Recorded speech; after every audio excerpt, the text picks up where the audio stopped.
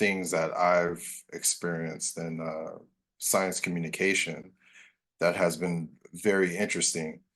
Um, I, I I would describe it as the type of um, white liberal racism, if you will.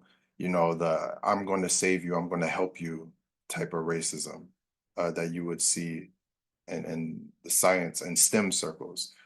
And you know, of course, like, I could go to people and then I could tell them, "Oh, it's weird how, I'm given this opportunity or doing this or doing that," and then I tell people about it, and then when they find out I have a slightly different view on race and racism, then certain things start happening to where it's shutting me out of opportunities of doing things that I want to do too. So I'm not. I would never downplay the fact that racism has an effect on people, or that any any form of irrational discrimination has an effect on people.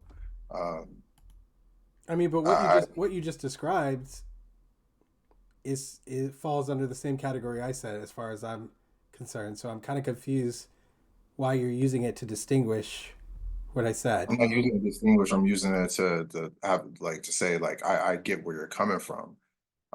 So yeah, I'm not using it to distinguish. I'm just saying that it's like, I get it, and I get what you mean, and I get what you're doing there. But I also want to say that there are other things too that I consider in those processes, and um, yeah, and that's all I was saying. But I was saying all that to say, like, I get what you mean, and I know that that stuff exists, and that happens to people, and they have consequences. So can I And ask you then, if you know all that, why is your reaction, well, it could be something else, or well, there's other things involved? Like where does that come from? Because like what is the fear of just like being like, "Oh yeah, like these things definitely happen. I'm sorry that happened to you."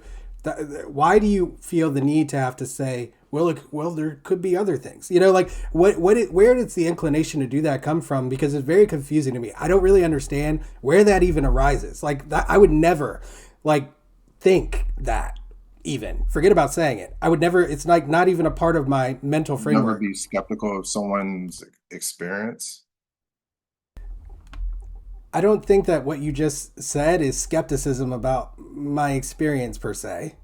Um, No, no, not your experience. It's just anyone's experience, like, regarding I don't. anything I, that you've again, seen. like I don't think that what I just said is. Of course, listen. I again. I spend a lot of my time watching people be wrong, probably far more than most. I have taught thousands of people. I literally have seen people be wrong far more than most people will ever see anyone be wrong, okay? Like exponentially more. So I understand that people are fallible to a very high level, okay? I have all kinds of ways of dealing with that issue, and we can talk about that if you're interested in that. But like, I just want to get us off that page if we're not going to talk about it in detail, because like, yeah, I agree with you, brother, that people can be wrong. I see it all the time.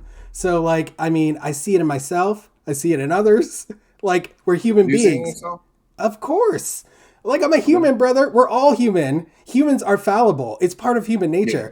I would never try to pretend I'm something other than a human. I know people do it, but like I'm not one of those people. So like we have to at least start from that understanding, I guess. But like Yeah, I mean, but Feynman, he said very, well, I'm paraphrasing, but the easiest person to fool is ourselves, and then often we see that in others very easily, but we don't see it in ourselves, and that's why I asked. well, brother, I'm definitely different than most people in a lot of ways, to be honest. Like, no, I don't. I know that I'm fallible. I know it through and through. So like, no, no, no, no, no. I would never try and turn away from that because it's part of what makes me like a human. So that's my beliefs. That's like how I live. I would never try to hide my mistakes. In fact, in my teaching practice, I regularly highlight the mistakes that I make just to take the fear out of students thinking that they can never make a mistake, which is extreme in 2024. So no, I don't have anything like that. So I'm glad you brought it up. Maybe that will help smooth our conversation to even greater depths. Because no, I know, and I know that there are a lot of people out there who act like they're infallible, right?